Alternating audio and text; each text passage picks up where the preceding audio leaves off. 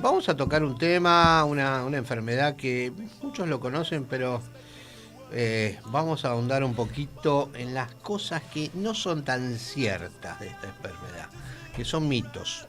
Estamos hablando del EPOC, que ahora nos va a aclarar el doctor de qué se trata esto, pero también nos va a aclarar de muchas cosas que se dicen del EPOC, pero que en realidad no son tan reales. O sí, no sé. Ahora lo vamos a ver. Ahora lo saben. Estamos en contacto con el doctor Martín Sibori, que él es médico neumonólogo y profesor adjunto de neumonología de la Facultad de Medicina de la UBA, jefe de la unidad de neumotisiología del Hospital Ramos Mejía, director del Centro Universitario de Neumonología, doctor Ramos Mejía, y de la Facultad de Medicina de la Universidad de Buenos Aires. Doctor Sibori, ¿nos está escuchando? Sí, con todo gusto. Gracias por la invitación. Muchas gracias por la entrevista. Gracias, Vale. doctora, acá Gracias doctora a Carmen usted. Vázquez, doctor Sí. Marcelo Curso. Bueno, cuéntenos entonces, le Sí, pedimos, ¿qué les es el decía que EPOC? la EPOC es una sigla cuyas cuatro letras quiere decir enfermedad pulmonar obstructiva crónica. Correcto. En palabras simples quiere decir que los bronquios, que es la parte de la vía de aire que nos conecta la nariz, el aire ambiental con los pulmones, Sí. están más cerrados de manera crónica, obstruidos de manera crónica.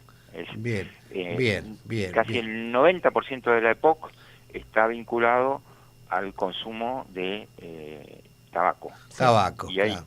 y hay un 10% que está vinculado a otros factores que pueden ser ocupacionales, como por ejemplo trabajo de minería Claro. o gente que cocina en parrillas, y una pequeña parte, menos del 1% de causa genética. Ah, hay genética, mire, esa no la sabíamos. A ver, tenemos entonces, bueno, diagnosticar, tengo entendido que no es muy difícil, pero ¿y tratamiento tenemos para esto? Diagnosticar no es difícil porque todos tenemos internalizado lo que es sacarnos anualmente nuestro análisis de sangre o ir al clínico o al cardiólogo para hacernos un electrocardiograma. Se diagnostica a través de un aparato que es muy sencillo, que está en casi todos los centros de salud públicos y privados, obras sociales, que se llama espirometría. Claro, Espirometría, Así sí. que claro. con la espirometría se diagnostica. Bien, Y Claro. después viene el tratamiento. El primer tratamiento es, obviamente, alejarnos de la causa que dio origen. En claro, este caso, en nuestro país es el tabaco, el tabaco. que agrego que no solo es perjudicial el tabaco activo, sino el tabaco pasivo. Es También, decir, uno claro. cuando Claro, claro. interroga a una persona y le dice, no, yo no fumo, pero ¿fuma alguien en tu casa? Sí, mi marido, mi pareja, mi hijo, y usted convive muchas horas, sí, muchas horas. Entonces, en realidad es Claro. tabaquista, pero es un tabaquista pasivo, entonces Sí. también puede desarrollar EPOC. Bien, Eh, entonces, claro. lo principal es la lucha contra el tabaco, Claro. es Bien, la bien, primera línea de tratamiento lejos. bien, bien. Y después, medicación, actividad física, ¿cómo lo Sí, sí, complementamos? sí, sí. Asociado a eso, como el tabaquismo es una adicción, digamos, habitualmente tenemos que reforzar en cada consulta, por más que el paciente haya dejado de fumar, seguir insistiendo, seguir sin fumar y felicitarlo en caso que haya dejado de fumar, y Claro, si recayó, si siempre el tabaco tiene que estar presente en cada una de las consultas. Como Claro. bien dijiste vos, en segundo término, la actividad física, el ejercicio de claro, manera claro. individual, prescripta, porque no todos los pacientes pueden hacer la misma intensidad de ejercicio, entonces el especialista y los kinesiólogos saben evaluar individualmente qué tipo de ejercicio, qué intensidad de ejercicio, pero el ejercicio es fundamental para eh, tratar esta enfermedad. En tercer lugar, las vacunas. Las Las vacunas, claro. vacunas son fundamentales, tener una cartilla completa de vacunación. Lamentablemente la pandemia ha hecho un desastre en cuanto a todos los de niños y de adultos, ¿no? Sí. Han caído todos los porcentajes de cobertura vacunal de casi todas las vacunas, así que hay que Mm, insistir, en el caso del paciente con EPOC, en vacunación antigripal anual, que reciban vacunación contra la principal bacteria que genera infecciones en la EPOC, que es el neumococo. Correcto. Vulgarmente se dice la vacuna de la neumonía. De la neumonía. Después, la vacuna del COVID, la vacuna doble de adultos si pasaron más de 10 años. Esas Bien. son las que están en el calendario anual del Ministerio, que son gratuitas. Gratuitas. Están en todos los Perfecto. vacunatorios gratis del país. Bien, bien. Y después hay 2 vacunas más que todavía no están en el calendario nacional de vacunación, probablemente en el futuro lo estén, pero que saben que a los pacientes con EPOC los ayuda a no infectarse tanto, que es de un virus que es muy conocido en los niños, que es el virus incisional respiratorio, Sí. y la del herpes zóster. Bien. Después pasamos a los medicamentos. Los Claro. medicamentos, hay 2 grandes clases de medicamentos, ¿no? Los broncodilatadores, que como bien dice la palabra, dilatan los bronquios que están cerrados por la enfermedad. Y después hay todo un conjunto de otros medicamentos que son antiinflamatorios. No el antiinflamatorio tipo aspirina, sino son antiinflamatorios inhalados a través de aerosoles o cápsulas que en unos aparatitos se rompen y liberan un polvo seco que uno inhala, o nebulizaciones. Y eso contribuye en algún subgrupo de pacientes, asociado siempre al broncodilatador, a mejorar el grado de obstrucción bronquial. Bien. ¿Los corticoides son utilizados para esto también? Ahí está. Bueno, cuando yo me refería a antiinflamatorios, los corticoides pueden ser dados de manera oral o inyectable, en el caso de una crisis, una reagudización, que eso suele suceder en los inviernos, y se dan de manera muy temporaria por 5 días y nada más. Y los corticoides que uno puede tomar de manera crónica, y en un grupo, no para todos los pacientes, en un grupo de pacientes, los pacientes más severos, los que tienen mayor cantidad de exacerbaciones o crisis, esos son inhalados, esos se pueden dar de por vida. Bien, buenísimo. Entonces tenemos una amplia batería de tratamiento. Claro, partimos de la base que el EPOC no tiene una curación definitiva, pero tenemos buenos tratamientos para que la persona tenga una vida normal, digamos, razonablemente normal. Ese es el gran cambio de paradigma que tenemos que hacer los médicos, ¿no?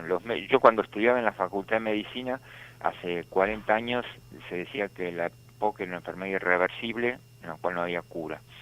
Y prácticamente no era cáncer, pero era como si te estaban dando ya señales de que te quedaba poco tiempo de vida y mala calidad de vida. Hoy por hoy, con todo el arsenal de tratamientos farmacológicos y no farmacológicos, a los pacientes les podemos mejorar mucho la calidad de vida, les podemos permitir que respiren mejor, les podemos evitar exacerbaciones, y hasta hay medicamentos que en un subgrupo de pacientes reducen la mortalidad. Con lo cual tenemos una visión optimista del tratamiento. Obviamente siempre pensando que la primera línea de tratamiento es alejarlo de la fuente que le generó la EPOC, ya sea tabaco, ya sea contaminación, ya sea ocupacional. Bueno, y ahora salieron hace poco algunos mitos respecto al EPOC. Vamos a ver, creo que son 5 si no me equivoco, que estaría bueno aclararlos. El primer mito dice que el frío provoca EPOC. ¿Puede ser esto? Mire, el frío, a cualquiera de nosotros que no tenga EPOC, el frío provoca que la vía aérea se contraiga. En una persona que ya de por sí la tiene cerrada por la enfermedad que acabamos de citar, genera que pueda provocarle mayor contracción. Por eso a los pacientes se les sugiere que obviamente en invierno, por los otros mitos que ahora vamos a contar a continuación, salgan en los horarios más templados del mediodía, y si tienen que salir que usen cuellos de estos polar, que le tapen la nariz y la boca, y que salgan con precaución, porque el frío provoca broncoespasmo. Entonces, si el paciente ya tiene obstruido los bronquios, el frío, pero no es que por sí el frío provoque EPOC. Claro, correcto. Ahora, mito número 2. Las infecciones respiratorias no tienen relación con el EPOC. Bien. Hasta hace pocos años atrás, se decía que realmente no tenían nada que ver con la EPOC. En los últimos 10 años se sabe que los niños que en la primera infancia tienen muchas infecciones a repetición, por ejemplo la famosa bronquiolitis, ¿no? de los neonatos, Sí, de los bebés, sí. aquellos niños que se hospitalizan muchas veces durante la infancia, esos niños, si después en la adolescencia o adultez fuman, van a tener mayor riesgo de tener EPOC. O sea, no es que la infección le va a provocar EPOC, pero es como que le aumenta el riesgo en caso de estar expuesto a alguno de los contaminantes que antes cité. Claro. Es el virus de la influenza, el virus del coronavirus, el famoso del COVID, el virus sincicial respiratorio, todos estos virus y algunas bacterias como el neumococo suelen agredir mucho a la vía aérea en la primera infancia. Entonces, si además de eso la persona en la adolescencia, que es más o menos la edad en la vida en la Argentina donde los chicos en el secundario empiezan a tener contacto regular con el cigarrillo, después se hacen fumadores crónicos, digamos, tienen más posibilidades de tener EPOC que un niño que tuvo una infancia normal. Uh-huh. ¿Y si tiene un problema asmático? Bueno, muy linda pregunta. El asma es otra enfermedad de los bronquios. Claro. Es una enfermedad muy frecuente de los bronquios. En nuestro país, prácticamente, según el grupo etario, uno puede decir que el 10% de los adultos pueden tener asma y en los niños el 15% de los niños pueden tener asma. Entonces puede ser adultos que sean asmáticos y además hayan fumado. Claro. Entonces ahí tenemos dos enfermedades asociadas que se retroalimentan y esas dos enfermedades asociadas generan mucha inflamación en la vía aérea y entonces ahí sí los corticoides que antes hablábamos inhalados, claro. Los inhalados juegan un rol muy importante porque son los desinflamatorios por excelencia de los bronquios, ¿no? Bien, pero bien. Suele asociarse en un porcentaje que oscila en aproximadamente 15 a 20% en la población argentina. Claro. Bien, bien, bien, bien. Bueno, tenemos el mito número 3 que dice, si toso más o menos agitado en invierno, ¿es normal y pasa solo? Claro. Bueno, es común que a cualquier persona sana tenga alguna que otra bronquitis en los inviernos, eso es común. Pero por las razones que decíamos antes, en una persona que ya de por sí tiene los bronquios un poco más cerrados o inflamados, es normal que tenga más infecciones que una persona común. Claro. Entonces, lo que habitualmente sucede frecuentemente varios años seguidos, la persona se va acostumbrando y lo toma como normal. Entonces uno frecuentemente en la consulta médica al paciente con EPOC le pregunta, ¿usted tiene falta de aire? No, tengo la habitual. Bueno, habitualmente uno no debería tener falta de aire, pero claro. El acostumbramiento a la falta de aire hace que lo tomen habitual y lo mismo pasa con las infecciones. Uno le pregunta, ¿tenés bronquitis en los inviernos? Las de todos. ¿Cuántas tenés? Para ponerle un número. Y 5 o 6. Bueno, no todos tenemos 5 o 6 claro. bronquitis en los inviernos. Claro, o sea, claro. Efectivamente, el agitarse más, el tener falta de aire, el tener más infecciones en los inviernos, es un semáforo en amarillo que al clínico o al médico de guardia le hace poner en alerta que está ante un posible paciente con EPOC. Entonces, claro. Ahí vendrá la pregunta, ¿usted fuma o fumó? Y si le dice que sí, Chao, bueno, ahí ahí tiene está. que avanzar a la espirometría, que sería el paso diagnóstico fundamental. Bueno, a ver, número 4, quedarse en casa y cerrar todo es lo mejor para evitar enfermarse. Claro, eso era lo que decíamos los médicos hasta no hace mucho tiempo. Después aprendimos que el quedarse en casa en invierno o acostado en una cama y no salir hace que perdamos masa muscular. Al perder masa muscular retroalimentamos y agravamos el problema de la fatiga, del cansancio.